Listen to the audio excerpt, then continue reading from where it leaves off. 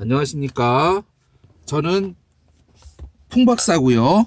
저는 미스터 정의입니다. 예, 만나서 반갑습니다. 반갑습니다. 자, 오늘은 얼마 전에 그 소천하신 예. 그 노태우 대통령 어저께였죠? 아마? 예, 그러니까 이거 녹음한 시점에는 아, 국민장이 결정된 시점이고 예. 이제 예. 5일장 중에 있습니다. 그렇죠, 그렇죠. 예, 그런 소천하신 노태우 전 대통령에 대한 이야기를 한번 나누고자 해서 이 시간을 마련했습니다. 예. 사실 오늘 이 시간에는 원래대로라면 아마 그 12.12를 다루고 이제 전체적으로 이제 더 전두환 시대를 다뤄봐야 되는데, 예, 사실 일단은 먼저 이제 전 시간에 노태우 대통령 재임 시의 업적에 대해서 좀 얘기했지 않습니까? 예, 오늘은 좀 재임 시의 부정적인 면에 대해서 좀 얘기해 볼 거잖아요. 예, 예. 그게 좀 그래도 당연히 아니지 않나. 예. 저 시간에도 좀 얘기했지만 물가가 올랐다든지 뭐 그런 것도 있고. 사실 그 노태우 대통령 당시에 그 문제라면 첫째는 당연히 부정축제죠. 뭐 들통이 났으니까 변명이 어지럽죠. 수천억을 이제 통장에 재놨다가 황당히 뭐냐면 수천억을 통장에 재놨는데 이걸 통장 하나에 딱 다 가지고 있었다는 거예요. 네. 그러다가 근육신경제를 해가지고 들통이 나는 바람에 홀랑 뺏겠다고. 네. 그 의미에서 그 전두환은 완전히 무슨 완전히 그냥 현란한 분산 투자의 규제. 무슨 그 전에 그 박중훈 주연의 돈을 걷고 튀어나오는 예. 그게 뭐 전두환 얘기였다는 소문도 있고. 그때 그때 분산 투자를 많이 했죠. 예. 그 영화 얘기 잠깐만요. 거기 보면 네. 어떻게 이제 돈 세탁을 하다가 그 박중훈 통장에 그러니까 일반인 통장을 멋대로 그러니까 권력이 있으니까 멋대로 남의 일반인 통장을 멋대로 이용해가지고 막 돈을 움직이는데 문제가 뭐냐면은 그 책상에 뺐다 해야 되는데 박준이 우연찮게 거기서 1,000원인가 10,000원인가 인출하다가 딱 그게 땅 걸리는 바람에 거기 막혀가지고 거기서 100억이 딱 들어버린 거예요. 그래가지고 100억이 인출이 안 된 거죠. 네, 100억이 딱 거기 정지돼 버린 거죠. 그러니까 원래대로라면 이제 100억을 넣었다가 딴 통장으로 보내야 되는데 그렇죠. 100억을 집어넣는데 그게 100억이 아니라 10,000원인가를 찾는 바람에 99억 9,999원이 돼서 100억 이체했더니 안 됐던 현상이죠. 그래가지고 딱 거기에 딱 걸린 그런 상황인데 그런 식으로 해서 돈 세탁 엄청 해가지고 뭐 그렇게 했는지 안 했는지 모르겠지만 그래서 전두환은 싹 거기서 그때 나온 유명한 말이 나 30만 원밖에 없어. 마음대로 해. 그 사실은 이제 약간 공인데요. 이것도 뭐냐면 사실은 그 우리가 알고 있는 신도시 개념을 처음으로 도입해가지고 그 900만 호를 짓는다고 했죠. 그래가지고 900만 호 건설을 해가지고 우리가 알고 있는 그 평촌 신도시로 그 시절에 생겼고요. 그렇군요. 예. 우리가 이제 그때 덕분에 아파트가 당첨이 돼가지고 그 평촌의 아파트에서 살았어요. 그렇군요. 그 기억이 납니다. 사실은 그 관련해서 그래서 이제 부정 축제가 있었고 수천억. 그렇죠. 바라고 생각하고 그다음에 우리는 간첩단 사건. 네, 간첩 조작 사건. 간첩 조작 사건 여러 번 했지 않습니까? 예. 김기춘이 새끼. 쓰레기. 감옥에 갔다 나왔나죠? 모르겠는데 하여튼. 걔가 주도가 돼가지고 걔 말고도 뭐 여러 명 있었죠. 그래가지고 막 주도가 되고 간첩단 사건에서 억울한 사람 막 좁히고 막 그런 것들 막 있었고 두 번째가 그리고 당연히 이제 노태우 전두환 비호해 주는 거. 전두환에는 여러 가지 이제 잘못된 일이 많은데 관련해서 이걸 뭐 비호한다든지 뭐 그런 거. 근데 나름대로 5강국하고 6강국은 나름대로 차별을 두려고 노력을 많이 했대네요. 얘기 들어보니까. 그래가지고 이제 좀 노력을 했었는데 하여튼 이게 그래서 그런 것도 있고 뭐 여러 가지 뭐 칠청산 이런 것 못한 것도 있고 뭐 여러 가지 많죠. 이제 그 노태우 대통령 당시에 이제 잘못한 시책이라면 대표적으로 뭐가 있을까요? 글쎄요. 그렇게 딱히 떠오르는 게 별로 사실 없어요. 사실 그 문민정부 이양도 정확하게 했고 사실은 더 정확하게 얘기하자면 그 중국하고 외교를 열었죠. 중국하고도 외교. 그래서 중국하고 정식 수교를 하기 위해서 일부러 철회장막을 넘어서 중국을 방문하죠. 당시 중공을. 그것도 생각이 납니다. 외교적으로는 정말 많은 성과를 냈었던 걸로 기억을 해요. 정말 어떻게 외교적으로 따지면 지금 그 어떤 대통령보다도 잘했다고 보는 게 맞는 특히 게. 이제 남북한 동시 유엔 가입도 그때 이루어지죠. 아, 그랬었군요. 네. 이게 참 그분은 남관계 생각보다 잘하는 게 많네. 근데 사실 당시 나는 솔직히 이왕 얘기하면 사실 이거 좀 과하게 공인데 그 물태우라는 별명이 있었어 당시에. 네. 이게 사실 이 문제가 참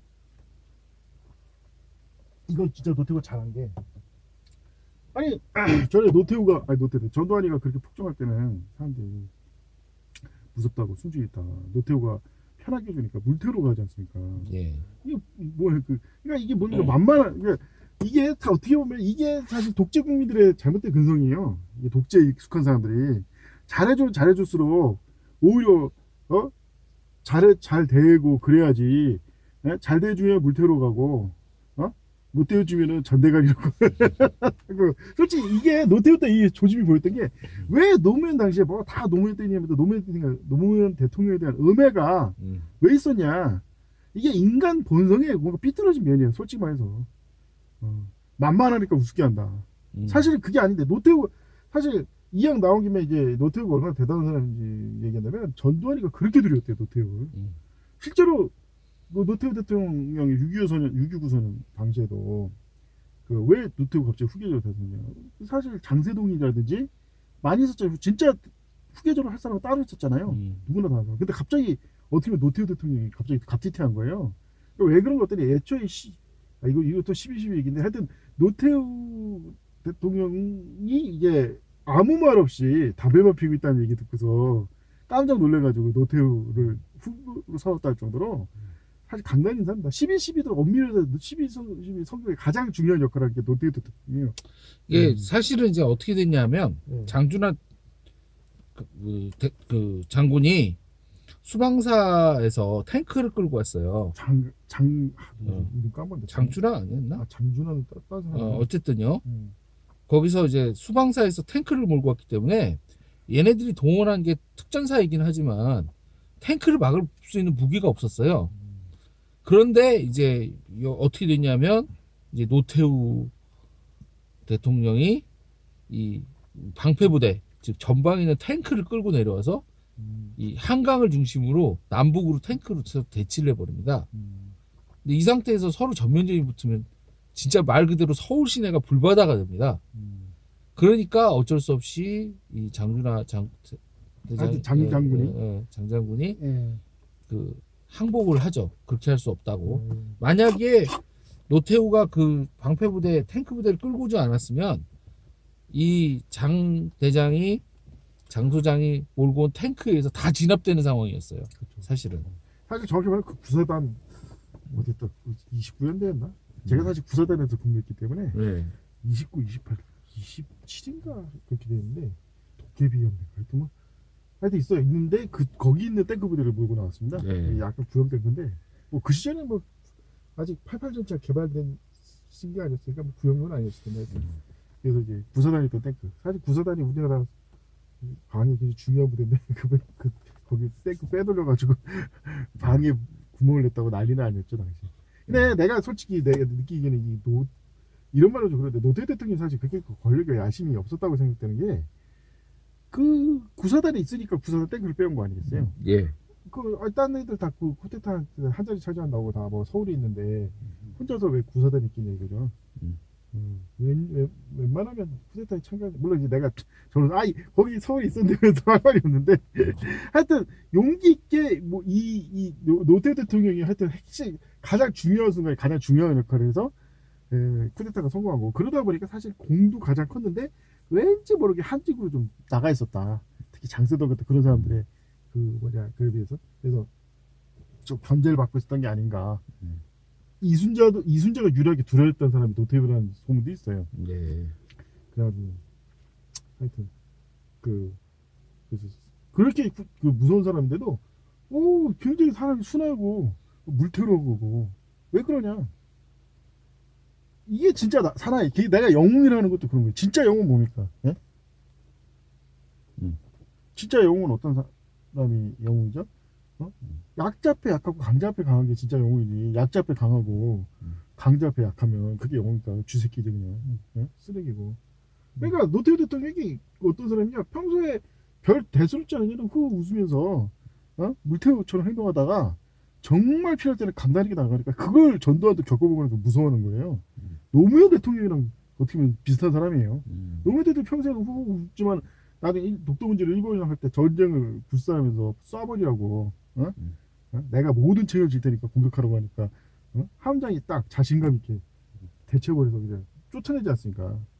그런 것처럼 이제 이 진짜 지도자, 진짜 영웅은 그래야 된다. 자기가 나설 때 안 나설 때 알아야 된다. 그래서 나는 물태로 불렀던 만큼 그것만 봐도 인품이 있는 사람이라고 부정할 수 없다 이렇게 생각합니다. 네. 물론 가짜다 사건 이렇게 해가지고 억울한 시기는 뭐 능력 신고도 문제지만.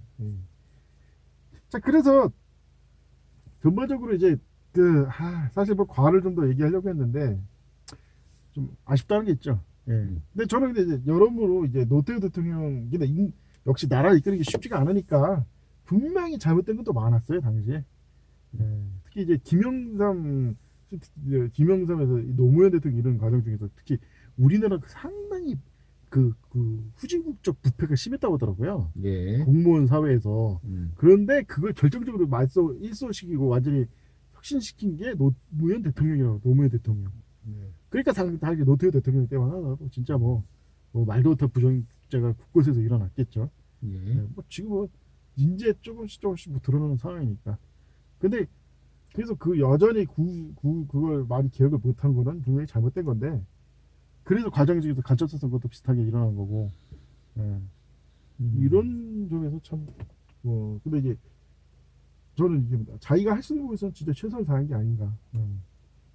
그런 면까지는 당연히 그 당시 노태우 대통령 당시 그 시대가 무슨 태평적이었다 그런 건 헛소리고 그건 아니었지만 최소한 시대의 발전에 큰 역할을 한 것만큼 자기가 할 만한 소임은 최선을 다해서 했다고 저는 보거든요. 어떻게 생각하세요? 네, 저도 그렇게 생각합니다. 그리고 이제 어쨌든 그 불곰 사업을 통해서 우리가 이제 우리 독자적인 무기 체계를 가지게 되는 그러한 그 계기가 됐다고 생각을 해요. 이 불곰 계획이 왜 중요했냐면 이 사실은 우리가 완전히 그 무기 체계가 미국의 종속이 될 뻔했어요. 사실은. 왜냐하면 미국이 주는 무기만 갖다 쓰는 그런 존재였다가 이 불곰 사업을 통해 사실은 이 러시아라는 그 당시 이제 미국과 경쟁하던 초강대국의 기술을 받아들임으로써 우리 나름의 독자적인 무기 체제, 일명 독침 전술이라고 하는 그 강력한 정확도가 높은 미사일 위주의 전략을 펴게 되는 어떤 핵심적인 계기가 됐다고 말할 수 있습니다. 사실 다른 건 모르겠는데 이게 북방 얘기한 건 진짜 노태우 대통령이 잘한 게, 솔직히 노태우 대통령이 북방 얘기를 하니까 잡음이 없는 거예요. 노무현 대통령 같은 경우에도 조금 뭐 하면은 무슨 뭐 친북의 종부 이렇게 말도 안 되는 헛소리 하는데, 애비애비도 없는 그런 비상식적인 쓰레기 같은 소리 하는데 애들이, 아니 외교라 당연히 국가라면 행사에 대해 외교권을 행사하는 데 있어서 무슨 왜 허락 안 받고 하는 식의 그런 정신나간, 이게 왜냐면은 이게 왜가 민간인 대통령이 하니까 마치 옛날에 그 어떤 사람 민간인들한테 간첩 능력 씌우듯이 그런 식으로 한단 말이에요. 근데 노태우 대통령은 그나마 이제 군 출신이고 그런 분이 앞장서서 북방을 했기 때문에 그나마 북방 외교를 어느 정도 성과 있게 하고, 이제 다른 사회에서 봐야 무슨 간첩이나 종북인데 아셨을 겁니다 아마. 예, 어쨌든 오늘은 이제 이 정도 얘기를 하고요. 다음에 또 이어서 여러 가지 주제와 내용으로 한번 얘기를 나눴으면 좋겠습니다. 예, 알겠습니다. 부디 그 천국에서 행복하게 잘 쉬길 바랍니다. 예. 좋아요와 구독 눌러주시고, 저희는 이렇게 뻘소리하고 흰소리하는 거니까요. 너무 뭐라고 하지 마십시오. 그러면 빠이.